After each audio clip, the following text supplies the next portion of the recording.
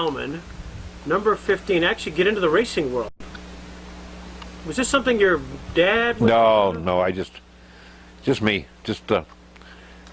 You know, I don't know, I just was around the people that did it all the time. Like you mentioned, Polaro. Right. I knew Polaro from, you know, when I was real young, 16, 17 years old, and just like Leonard Briggs, I knew him because of being over in Sugar Grove. So that was hometown for your Sugar Grove? No, Fluvanna was right down the road down here, right down the lake. Right. But my dad bought that grocery store over there. Okay. And so that made that part of the story there, you know. He was there about 8 years, I guess, 7, 8 years. And that brought you over there as a young kid? That brought me over as a young kid. So in that area, this would have been about what time period, Paul? It's 52 to about 60, I would say. Okay. So this would have been right at the beginning of State Line Speedway? Yeah, that's why, you know, I helped pull the logs out of the woods with the old farm tractor, you know. The other guys were cutting the trees down, and that was at the beginning. Do you know why Leonard kind of broke off from Cliff Coons? Because they both were racing up or had some ownership interest in Skyline? I don't know. I think there was a difference in money. Right. I'd heard this. I don't know for sure. Right. And I tried to find out since we talked the first time. Right. If anybody knew where Cliff was, and vanished in the thin air. Well, I can tell you he's down in the Philadelphia area. He's still living. Oh, is he? Yep. Is he? And a bunch of his family members are coming up for this documentary. Oh, well, that's good. Yeah, so it's all That's very, good. So if nothing else through the documentary, we've been able to track down a bunch of people that we would have never been able to. Yeah, when I first got interested in racing, I used to go up to Skyline during the day. Yeah. I was supposed to be working for my dad. I'd sneak up there in the afternoon. He had a coupe, modified, I guess you want to call it. He put a battery in it, and let me go out there making me about 100 laps, dusty, dirty. I go back to the grocery store to help my dad, and I'd be filthy. Just the old man would say to me, you know, where you been? He couldn't lie to him. I mean, you're just absolutely covered in dirt. Right. So what do you think of that sojourn? What do you think of you doing it? Did he care? Or? No, he didn't care. My mother was dead against it. Yeah. But she changed her mind after we won a couple of races. The name got in the paper. She changed her mind in a hurry. Now, when you saw that was going on, this is around, again, 1956, there obviously had to have been a buzz in the Sugar Grove area that, gee, there was a new track being built. Was it really a community thing? Did you get a sense that everybody was going to sort of support this? Everybody did, sort of like. Yeah. Everybody helped. Right. The area, all the guys around the area, the guys who were electricians, the guys who were you know, could cut trees down, guys that could drive nails, everybody helped. Really? And Briggs was well liked, Leonard was. Yeah. And Don and Jerry Frank also, they were well liked. So. And in that grouping also was, of course, Lloyd Williams. Lloyd, yeah, he was there. Lloyd was there, he was the announcer. And Marv Thorpe. Marv was in on the deal when it first started. He didn't stay on the deal about a year, I guess, was it, or two. And he got out. He needed to be, I guess his business, the gas station downtown was more important than the old racetrack up there was. So in those, when State Line first got started, were you did you attend the races? Oh, yeah. Who were your early heroes? Dean Layfield. Dean Layfield? Oh, yeah. He was a character and he was a showman. Right. Yeah, he just, I don't know, he was just one. And then the name's catchy too, you know. Yeah. For some reason, it was catchy to me. But he was my early hero. And of course the number, 9/16. 9/16. And I could at the time, couldn't stand Emery Mann, but we wanted to be best friends, you know. Right. And one of the greatest guys I ever knew. You know, once you get into things and later on down the line. So. Now, why did you just dislike Emery? Oh, Chevrolet. Oh, yeah, I like the Mercury. I like the Ford products. Oh, yeah. So it got to be brand name. Yeah, well, Chevy just came out, you know, in the years of the V8, so in 55, so that's why you like the Ford's part of that. They had the V8, even though the old flatheads, but it was just, yeah, brand name. I don't know, I guess. So as you were a spectator rooting for the likes of Dean Layfield, did you go into the pits a lot? Oh, I was in there, yeah. Oh, yeah. I carried the fire extinguishers in the trunk of my car. Is there? For Leonard. Yeah, so I was every Saturday night. Right. Yeah, and I had the fire extinguishers in there, and I'd make sure they were full. You know, if not, we'd take them to Jamestown, get the place over there filled. And I put them in the infield. I'd be in the infield. I'd watch over them. Did you ever go out and, as here you are, you're a teenager, did you ever take a car and just go do some hot laps just for the hell of it? Oh yeah, did one night when it was muddy. Right. Been raining. I go about halfway down the back straightaway, and I was past the hubcaps. I had to walk out of there, walk down the main road, use the phone, call a guy with a wrecker I know. He had a stretched cable for the length of the back straightaway. I can't remember what it cost, but it was significant back in them days, you know. Yeah, yeah. And that was never a problem with Leonard, that he didn't mind. No. Leonard and I were real close. We were good friends. At some point, as the 50s kind of progressed, when did you said, gee, I'd like to get out there and race myself? What was sort of that tipping point? In the early 60s there, 61. Right. You know, and I just, it was time to do something. And that's when I got hooked up with the Phil Cronin deal. Oh, yeah. Yeah, I got hooked up with that deal. Bought his car from him. He come up from Houston. He went to Cleveland and got it out of Hawk. Right. And he brought it to Jamestown. And him and I went to Daytona to races. And that's from then on in. It was, you know. Well, you were a young kid at the time. How old was Phil Cronin? He was my age. He was same age. Yeah. Mm-hmm. He was same age. So you buy his car, and then you decide you're going to start racing it up here. Was number 15 always your number? No, I got that from where I lived on Price Street in Jamestown. Oh, is that right? Yeah. Same, you know, I got that. Joe Sonner did that. Right. I asked him long years ago, where'd you get that number 18? And we lived on 18th Street. So, there's where that come from. Your first race out there, where you actually have to go, they wave the green flag, and you're off and running for the first time. What was your reaction? I didn't have no idea where I was headed. I just hope I didn't get run over too bad. Yeah, yeah. Oh, yeah. You know, guys get mad at you, and you're in their way. And so, you down in the corner and hope it turns. Hope you don't get spun around, someone catch you in the front end. Right. Creates you a lot of work. You know, I knew you wouldn't get hurt, really. You know, no more than maybe a small injury, but yet again. And did you drive anything other than late models? Some old jalopies. Did you? Yeah, way back when. But that was all. No, I started right out in the late models as far as racing goes. And Phil Cronin, I think we talked about this earlier, but his story, you always look at a program and you see Phil Cronin, Houston, Texas. Yeah. What was the real story there? Well, he was racing Markham in them days, which is Arca today. Mm-hmm. And he was based in Cleveland. Right. And we were, I think, down in Pittsburgh at Heidelberg and pitted next to him. Right. And Kenny Johnson was running them days. And got talking to him, you know how it goes, and where do you race, and blah, blah, blah, blah. So I guess somehow he had a Saturday night. Markham wasn't running, or they got rained out, and he came to State Line. Got there late as usual. He was always late getting to a racetrack, always late. Right. And he came there and started in the rear, and I think he won about third. Really? First time he was at the track, you know. And he was just a good chauffeur. He's just a natural. He'd sit back and just wheel one, you know. Is he? Whatever happened to him? Do you keep? No, we lost touch.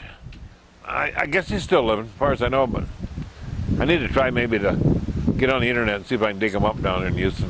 Is that where he is? Or at least he was? He was. Yeah, he was down there. Then after Phil Cronin's car, then what happened next? Then I just went along. You know, I built that car. I sold that one to some guys. Then I run for some guys that had a Chevrolet. Forrest Marks, his name was. And ran that for, I guess, a season. Then I went one season with no ride, really. I drove for George Barnhart, I guess, out of Erie for a little bit. And the number 47 car. Mm-hmm. And then Jerry Hoskins and I teamed up. We built a 69 Chevelle. 68 it was, really, to start out with. And we ran 2 years in that. And then Jim Raid came along. Mm-hmm. I got the word to sell the car. Raid wanted me to drive a Plymouth for him. Right. So that was a good deal. Right there, you had to go for that. That's the money. Money meant a lot. Yeah. Get all the good stuff to run with. I show you this handsome guy here. Oh, Lordy, 19 when? 67, you said? Yep. Yeah. I'll be darned. In fact, there's some other pictures there. You may have seen these before, but that's 63. Yeah, that was the old Cronin car there. That was the old Phil Cronin car. Really? Yeah. Sheet metal up a little bit, but it had a few fenders knocked off of it. Nothing you had to do about it, did you? Oh yeah. That was like you say, when you start up front, you get run over. When the left side's tore up, you're not going fast enough. Oh yeah. This is 65. Oh yeah, it's back. That's the same car with some fenders hung on it. The Ford always was the same car I bought originally. Art Anderson, flagman. Hadn't seen him in years. I guess he's dead now. I don't think it's with us. No. This is 67. American Service was one of your sponsors. Yeah, that car there belonged to Forrest Marks, and I just put it together for him. And I was an Amoco station there on North Main Street. Was the sponsor? He sponsored a little bit of something there. Yeah, that was all Marks's car there. This is 68 with Jerry Hoskins. Yeah, it was a Jerry. Now, who was Jerry Hoskins? Just a good old boy here in Jamestown. Yes, right. He had a body shop down there in the swamp, and he liked racing, and he had some money to play with. He made some money rebuilding wrecks and that. So, but no, he was a good guy. He died here a few years ago. So. This is 1970. It looks like this may be the beginning of the Jim Raid era. Yeah, that was. There's Marv Thorpe's brother there, Don Thorpe, and his son in the back there. Oh yeah, that was it. Community Chrysler Plymouth. Okay. And this is 71.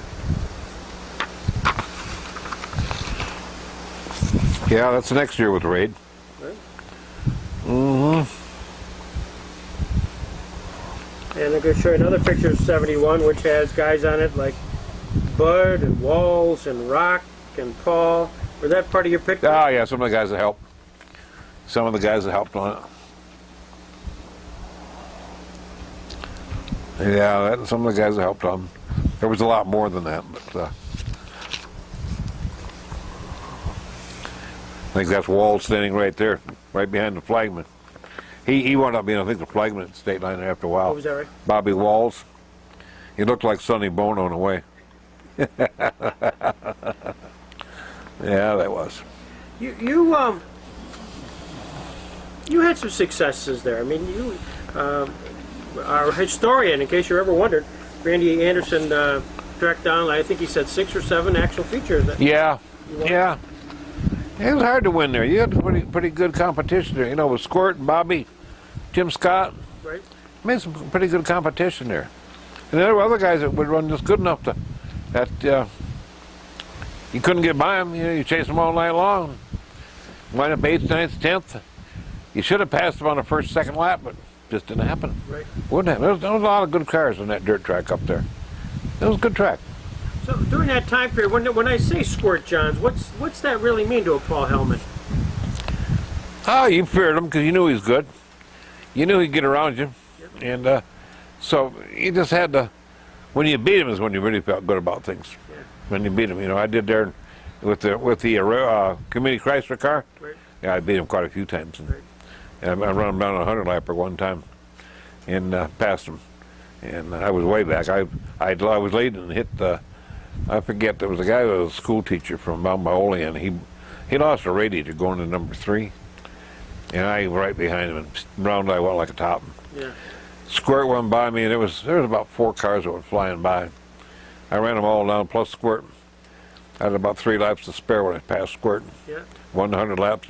That makes you feel good. Is that your biggest win?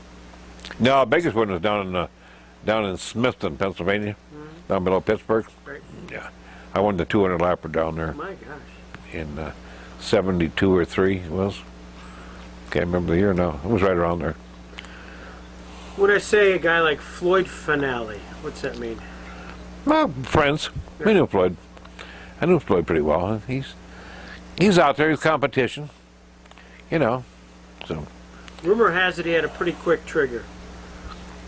Rumor's right. I'm seeing nods from the peanut gallery over there. Yeah, rumor's right. But then you know what? The next day he'd come up and hug you like you were brothers. Yeah. So it was all over. But so if you jumped on that trigger right then, you might be in a big consultation. You let it go for the night. Next day you're hugging buddies. Yeah. Well, I know when we interviewed Floyd, we went through the same thing with a bunch of names, and he had a nickname, I think, for you. Did you have a nickname? Yeah. What was it? I don't want to say. Okay. You tell him, Skip. It was Skins. Skins. Okay. I come from Sugar Grove. Marv Thorpe. Okay. Yeah. I come from over there in Sugar Grove. Skins? Yeah. Some guy was named Skins over there, and I pulled a stupid mistake one time. And so right away he said, "Hey, here's Skins." Oh, yeah. Well, that must have been it. Oh, yeah. How funny. Bobby Schnars. Good guy. Great guy. Probably like I say, personal friend. He was up here last week he was up here, him and his wife. Yeah. Good friend, been for years and years and years. So my wife went to school with his wife. You know, we just known each other. We talked about Jim Polaro earlier. What kind of guy was he? A good guy. Yeah. He was great. He was great. Good storyteller. Yep. He could tell you some good stories.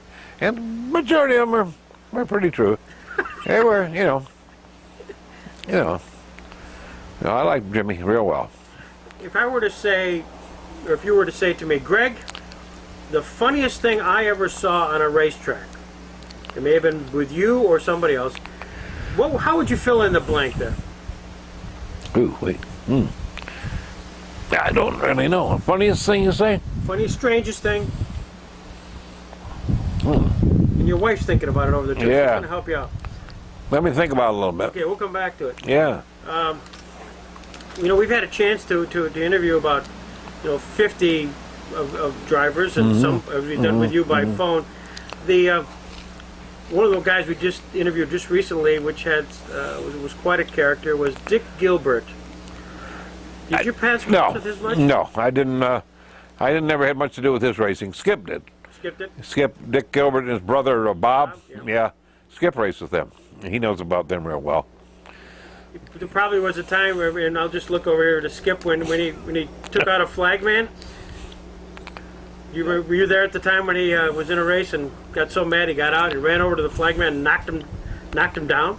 I was probably there. I don't remember. Okay. Well, we have all this publicity on it. It was the funniest thing, and we interviewed Dick about this, and he was just all smiling. He goes, "I'd do it tomorrow." He just decked the guy.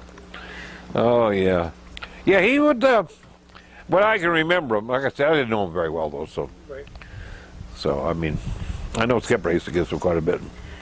One of the questions we've asked everybody, and is, if you were leading, and you're on the final lap, and you're leading in the feature, and there was one guy you did not want to have behind you, because he might just push you around, move you around, or just didn't want to have, who would that be? You know who that would be. Old Dill. Old Tom Dill. Good guy, but I'll tell you what. He would beat on you. There's no doubt about it. But like I say, he's a great guy otherwise, Yeah. When the races are all over and the beer got cracked out, there he was. He was there. You must have been watching all the YouTube stuff we've had, because No, I haven't, but that's the answer we get every time. yeah, well, I can remember him in the pits after, especially at Erie. After a race at Erie, I can remember him there. They'd take off, go downtown Erie someplace, and party till daylight. Polaro was with him. I never got down to that place down there, but so I had to come home. I had a wife, otherwise I get killed, I darn near did anyhow. Also of that kind of crew was Joe Mobilia. Did your paths cross with Joe? Yeah, I knew Joe, not real well, but I knew Joe. And He was all right.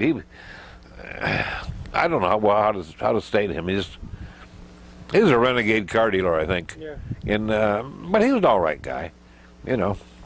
What did I do? I had a rear end seize up out to Erie one time in a race, and when it did, it locked right up toward the transmission, drive shaft out, you know, everything, and rear of the car shot up in the air, and the pieces come flying out of the rear end. And he come over, and he'd found a piece of chunk that flew out, laughing his ass. Oh, just laugh. Look what I found in your car here.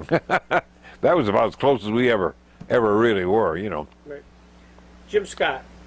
Great, good guy, good to race with, good man to race. Him and I, we raced many a lap together, Right. and besides State Line, other places too. Never had no problems with Jim. Were there some guys you did have some problems with? Some of them just wouldn't let you by. Right. It just not they don't let you by, but some of them just took up more room than a tractor trailer in the corner. You know what I mean? I'm not going to mention no names, but they probably know who they are. Yeah. It was, by the way, I saw you at Sammy Lamacuso's at the Yeah, I was there at that. Yeah, That was a nice deal. Yeah. It was a real nice deal. Well, he really appreciated you doing that. I was embedded in the car, so Oh, you were in the car with Bucky? well, when Sammy was out there doing his 10 laps there, Oh. I was filming. From Oh, you were the filming in there. Oh, I see. I never did see Bucky. He was in. I seen him in the car. You know, he was in there running the motor in. Right. And but I never did get to see him.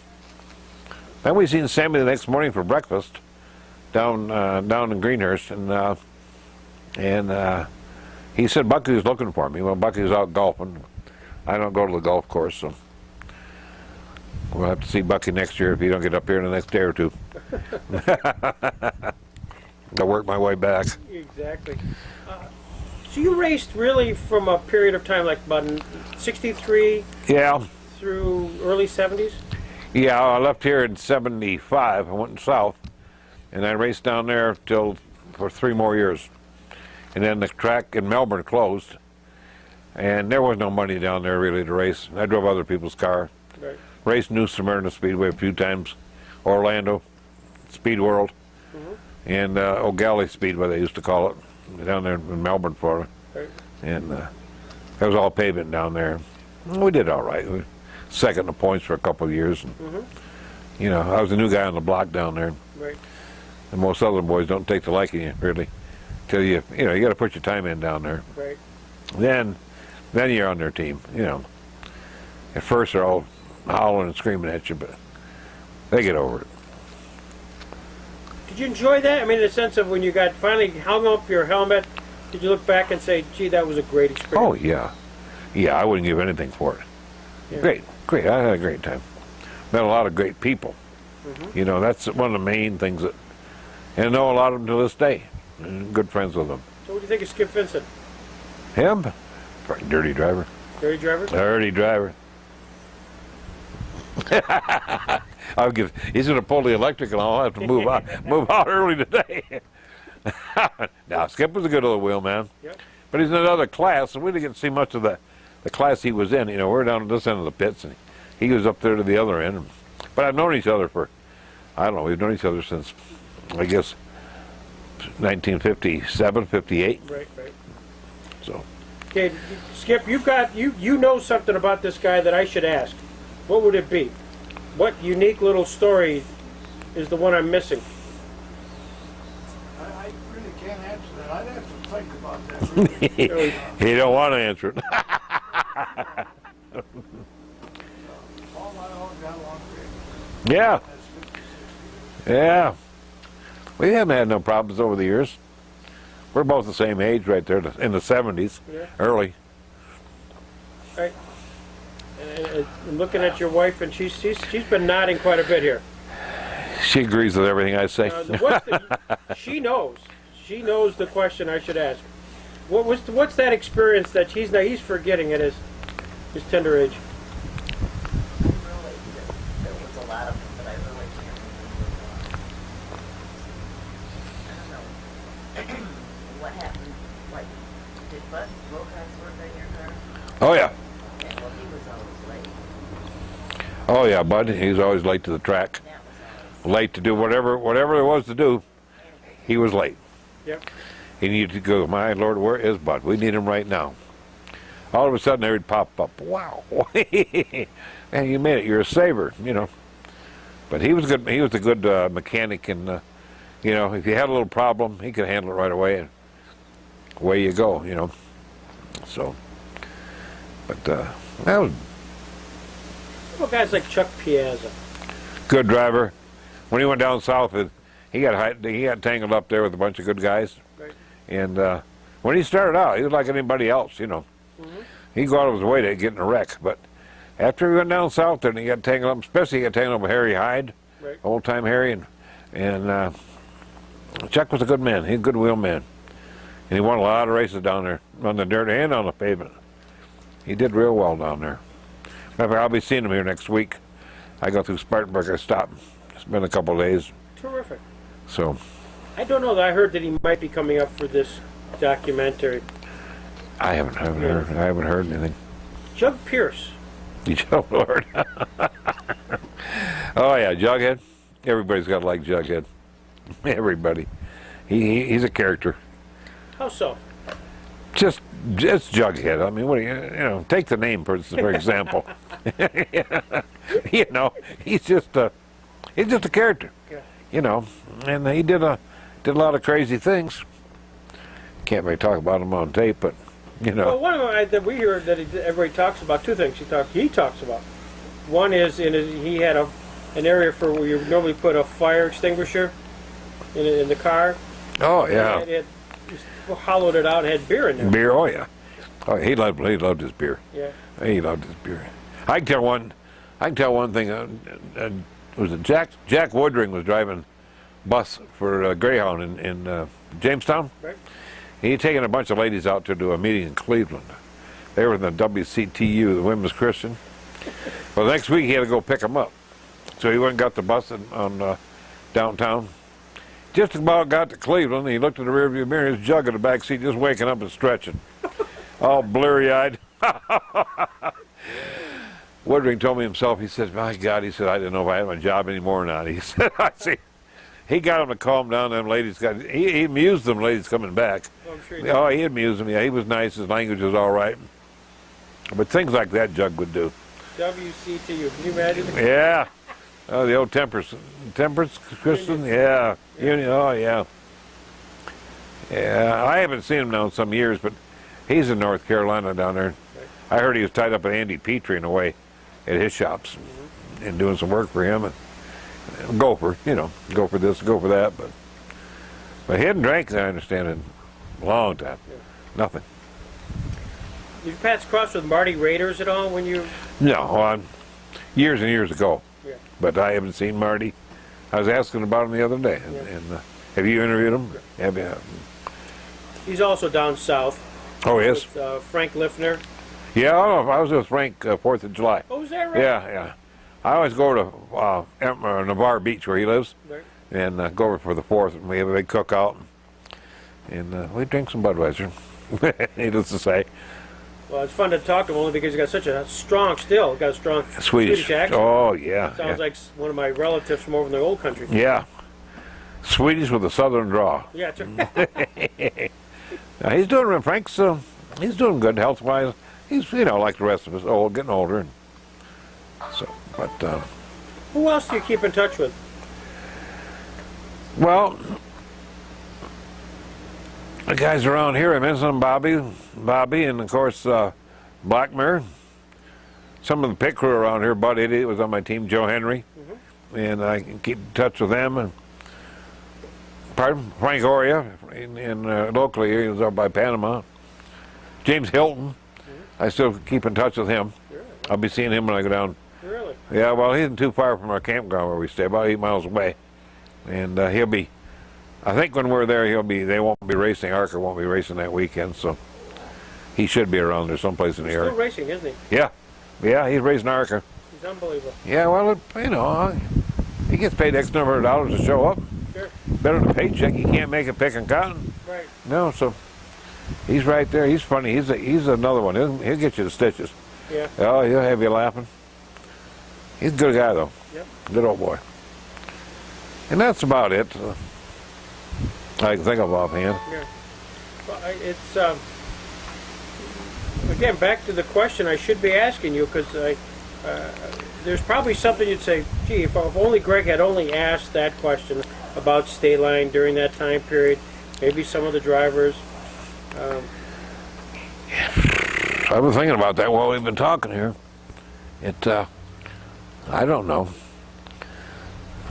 Maybe the wife's got some idea. I can't remember a lot of that stuff. Some of it going on, it was comical. Some of it wasn't so funny. Yeah. Yeah. Ever get hurt? No. And seatbelts once in a while, you get a little skirmish. Down at Clearfield, I got in a skirmish pretty bad one night. Right. His seatbelts get you in the shoulder, and they didn't have that 5-way harness in them days. It might have hurt more. Right. Exactly. Yeah. So. What was your favorite track? I mean, you did State Line, Erie's, and then some of the other ones. Clearfield. Clearfield? Back when they all did a half mile down there. I mean, it was nice, fast, and it was relatively safe. Right. You know, there was a rail around the front, straight away, but any place else you go off it, you just sailed off in the berry patch and go back on again. You know, it was a nice racetrack. Were there any nights when anybody really got hurt? Anybody? Well, Jim Scott, then they hit that wheel in Erie. Right. Yeah, that hurt him pretty bad. It hurt his back pretty bad. He flew in the air and came down hard landing. Oh, Blackmere, yeah. I think Blackmere wrecked back. That was back in the 60s, I think. Right. Yeah, he banged some cars in the infield. Has had all banged up. Matter of fact, I drove for him. Just Jerry Hoskins bought his car, Right. and they redid it, got it back in shape.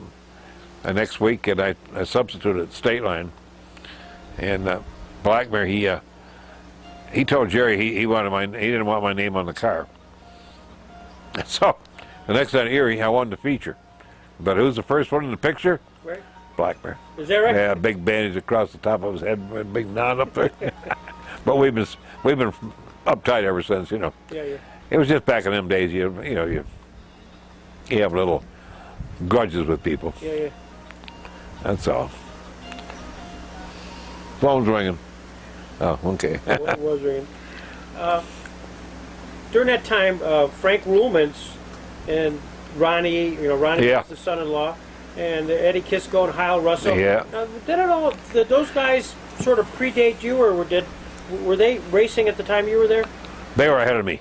Okay. Except, well, Hyle was there, and right just a little bit at the end, and Eddie once in a while. Eddie did drive. I forgot about that. Eddie Kisco drove my car, that Ford. We got pictures there. Right. In 1963, August of '63, the year my son was born, Ah. and I wasn't allowed to come to the racetrack unless I could tell him it was a boy or a girl. Well, he wasn't born till after midnight, Ah. and Kisco drove my car, and he led. I think he led right up to about 3 or 4 laps from the end of the feature, and the gas linkies fell off. Ah. He coasted the infield, and that was the end of that night. But he drove the car. He said the car was running good. He said I handled good. He was real. I was still fumbling around with it, Right. He liked the car. Of course, you got to learn things like that. Right. But I was looking for him up to the track the other night when I was up there, and someone said he was there, He was there. Yeah. but I didn't see him. And Johnny was there. Johnny Whitehead. Didn't see him. I see him otherwise. Right. I run into Whitehead otherwise. And Bobby was there. So Yeah. Sammy was real thrilled that you guys showed up. That Oh meant a lot to him. yeah. Sammy's a good old boy. He's been around a long time. I've known him a long time, so. He was one of those guys, as my memory serves me correct. He also he took up a lot of the track. He had such big cars, and just when he turned, it was. Well, he liked to have him sideways. Yeah. Sideways Sammy. It was all. Yeah, he used to get mad at me now and then. I'd bump him a little bit, but not intentionally, Yeah. but just move him out of the way. Yeah. Because if he didn't, Snars was on his way, he'd move you out of the way. Blackmere, one of them two would move you out of the way. Right. So you got to make up your mind in a hurry. Well, what was Schnars' style? What made him so successful? I guess just the way his cars worked for him real well, and they understood the handling real well, up to date them days, and then he's just good. He was just good. He's a good race car driver. He could he'd lay in there and just go. Yeah. Let's go for it. He'd lean on you, but not hard. Yeah. But just a little bit. Enough to move you out of the lane, get you out of the groove you were in. He'd go on by. That was the end of that night. I've heard that. Yeah, but he did it nicely. Yeah, yeah. You know. He did it like Kyle Busch does today. Right. Real nice like. I didn't hear nothing from over there, but Well, you know, you've also heard, you know, styles, and clearly in the early days when our documentary was sort of that first 10 years of late models, everybody initially kind of was using the Dean Layfield approach, you know, where you start about the flagman and just sort of throw it in. throw it in. And there's a guy like Squirt Johns who did just the opposite. He figured out that, you know, slow and steady Yep. and stay on the inside. Yep. Somehow Yeah. you Yeah, Bobby was that. Bobby used to go down. He'd throw it one way, then the other way. Yeah. I think it was Marty. I think he told me the other night was Marty Rader was on that backside corner there. He went into that turn. He tossed the thing, and Rader was over him. Bingo! He said right on top of the fence to put him. But you know, he quit that after that. Right. There's gonna be a better way than this. But the guy that impressed me, I guess I could say, the guy that impressed me when the State Line had a 100-lap invitational. And this Tommy Weimer come up out of Youngstown, Ohio, and I knew him pretty well. And he was one of them. He'd drive down that straight like a rocket ship, shut her right down that corner, right around the bottom, and come out the other side, and bam, up the other way. And he just run away from everybody. Everybody else is flaunting around up there and spinning the tires and throwing dust. He just ran away from them. right. You know, he just showed them a new way around that track. Squirt was there that, I don't know if Squirt was there that night or not. I think he was. But this guy took Squirt's groove away from him, and the car was a lot quicker. Right. The car was a lot lighter, too, you could put it that way. But it was a Chevrolet, and they had it chopped down as light as you can get them. And, of course, we had to run all the sheet metal up there at State Line. You know, all the inner wells and all that stuff. But that was an impressive night, I would say. Talk about big cars. Larry Parmenter. Ooh, yeah, that car was a big one. Yeah. Heavy. That was heavier than the old Chrysler car I had. Yeah. Yeah, that thing was heavy duty. Yeah, when that slammed you, knew you were slammed. Yeah, that was, I mean, I don't know what it weighed, but it was heavy. It was darn heavy. Well, he used to, we interviewed Larry, and it says like 6,200 pounds, and I can't even imagine that would be so damn heavy. But Oh, mine was, the first Chrysler I had was 3940, and everybody thought that was way out of shape, you know what I mean? yeah. But I wouldn't be a bit surprised if it went 6,000, because he had a lot of iron draped off that thing, you know, Yeah. a lot of iron. They were the days of. Is he's still around? Yeah, Larry is? Larry's still around. I didn't know if he was or not. Another guy we talked on the phone and is John Seeley. Oh, yeah. Yeah. I'll stop and see John when I'm on my way back to Florida. He's doing pretty well, but he's got a little problem with memory. Yeah. Of course, he's not no spring chicken no more. He's 81 years old. And last year I went and seen him in Salisbury. He was at the VA hospital. And I understand he's back with his nephew in Salisbury. He's back talking to him, or not talking to him, back living with him. So when I get down there, I'll give him a call. Good. Good. Yeah, I like to go see him because John and I are always close. We're good friends. John, nice guy. I always help you be whatever he could do for you. Were there any kind of heroes when you were? You mentioned Dean Layfield. Were there other guys, the Kenny Johnsons, the Marv Thorpes, who were sort of in and around Oh, the center? Kenny was sort of my hero. Yeah, Yeah. I can remember him when I went to high school. He that 140 he had 55 Ford. He raced to come up from, I think he come from Homeland and Moody. He'd run out on the street in Jamestown. I'd be sitting in a classroom there in Jamestown on Second Street. You'd look down the street there and here he'd come, you know, catching gears and wide open exhaust. Of course, the law didn't mess with him back in them days. Right. He was sort of a hero, yeah. Dean was a hero. That was about it. Did you guys get autographs as a kid, as a kind of hero worshiping, and went through the pits? Did you get autographs? Did you, No, never thought about that. That stuff took off after. Right. You know, Did you keep anything from your days of racing? I got a few books. I'm taking them down to Ohio with me, down to Stan Hoover Racing. Right. Down there, I'm taking him down there. He's making something. I don't know what he's doing, a big collage, and he needs some pictures of different places and that. And I bought some state line books. Look, you got pictures of there. Right. I got some books like that in the back of the motorhome here.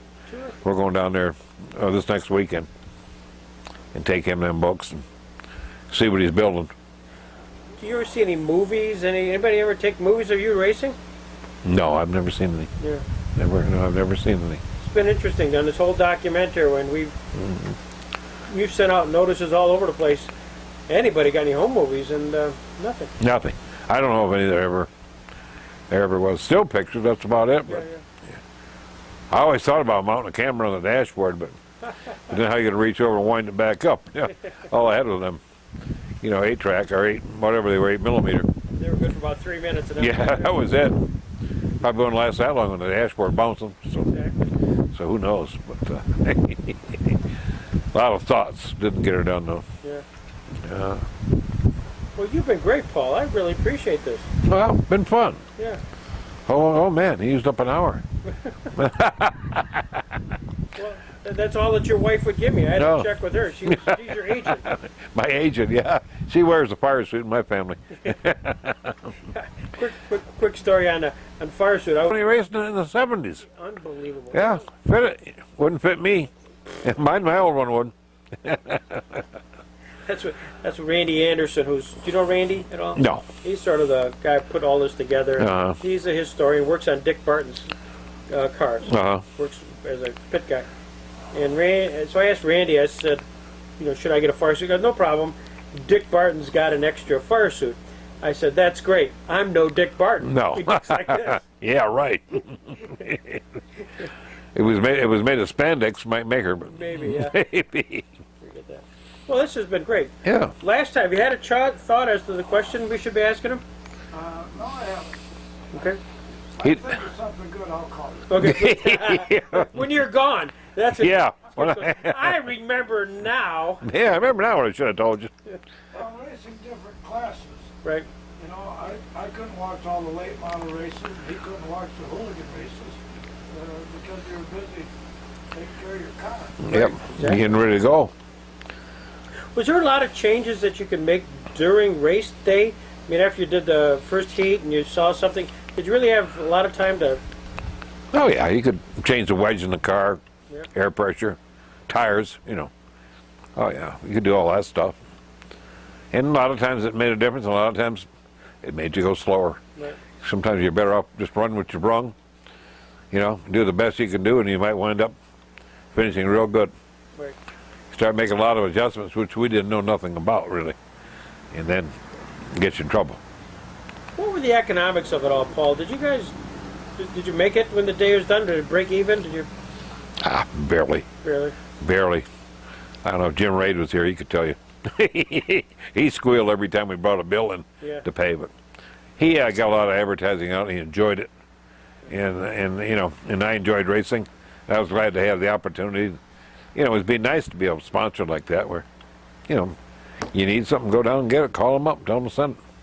Well, you were lucky that way. Now, I assume that most cars did not have that kind of A stuff. lot of them didn't. A lot of them did. Lyle Brown had it, and I don't know. Jim Scott, Busing took care of most of the stuff for him, I think, and a lot of the rest of them didn't really have a full sponsor like I had. Everything. Squirt didn't, but Squirt didn't seem to need one. He had something figured out there back in them days, and he just got around there like a quick. That's all. We interviewed Squirt for about 2 hours, and it was terrific. Just his mind and his recall of what he did sort of technologically way back when. You got the sense that he was just sort of ahead of the curve. Ahead of the curve, yeah. He was. Guess you got to face it. That's a minute. Yeah. He was ahead of the curve. And a good guy. Good competition. Yeah. Real good, matter of fact. Sometimes too good. But when you beat him, you could step back and you say, I got the old boy this time. I used to make him mad. Did it? Oh yeah, he didn't accept it too well. But it's all part of the sport, you know. Yeah. It's part of the old sport. So I don't know. Got anything more to say, Skipper? No, I don't think so. I think about some other guys like Freddie Knapp and Oh yeah, Fred. Joe Sonner. Yeah, Fred Knapp was he was great. Every man. Oh, Emery, yeah, without a doubt. Without a doubt, Emery, you know, once you got racing with them and knew them, get to know them a little bit, makes a whole lot of difference. Right. And Fred Knapp, I could say he was great. Joe Sonner, I didn't never raced against him. I always told him he could drive my car if he wanted, but he never. He'd come over and look at it. He said, I can't get in there. Well, whatever. There's a lot of difference in sizes, just like we are today, you know. Right. I couldn't get one of them. Like Chubb's Frank's car. Yeah. Oh, look what gets down in the rest of them. How do you do that? You know. So, but when you stick on that extra 50 pounds, that is, Yep. yeah, it makes a difference. Makes a real difference. That's why Sammy Lamacusa was put on probably 1 extra pound in the. If that. My God, he looked Yeah, unbelievable. yeah. He fit in that uniform, trim, slim. Oh yeah. He was just, because I was obviously right there during the filming, and he was just so happy and proud. Yeah, he was. There was this car, which he'd literally pulled out of mothballs. That he parked it in '74, and pulled it out here in April, and the guys all got rallied around. Oh. Oh yeah, they did a good job. Yep. Car looked good. You know, Yeah. it looked real good. And it was a nice show. Nice tribute to him. He deserved it. Yeah. That was. He deserved it, you know. He'd been around a number of years racing. Yeah. Been a long time he'd been. Yeah. So, But it's interesting when a lot of those guys, when they ended in '74, they didn't go back to the track. I mean, this is really what we did here the other night. It was kind of the first time in 36 years that they'd actually been back. yeah, So when they Yeah. quit, they quit. they quit. Well, that's got to be it. Otherwise, you come back and say, I can do it one more year. Yeah. One minute. Did you have that? No. Feeling? No. No. Well, the track closed. Ah. And now you had to go to New Smyrna or Orlando. And I just, you know, like I said, there's no money down there. No money in Florida for short track racing. And unless you got one of them super late models, and that's a different story. But Right. then you're talking more money than I had. Right. So, Well, thank you one and all for letting me come out here. I'm getting very relaxed in this weather. You got just perfect breeze. yeah, Terrific. out here on the deck, huh? Yeah, this is great. I Next- didn't expect this. He had a hot tub the last week, then he gave him sold it. We could go in the hot tub if he still had it. Well, then we'd learn a lot more.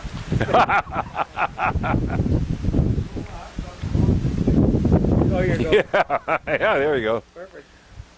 Perfect. You getting things ready for me for next year. Well, that's terrific. Okay. Well, thank you so much. Thank you for coming up. Great.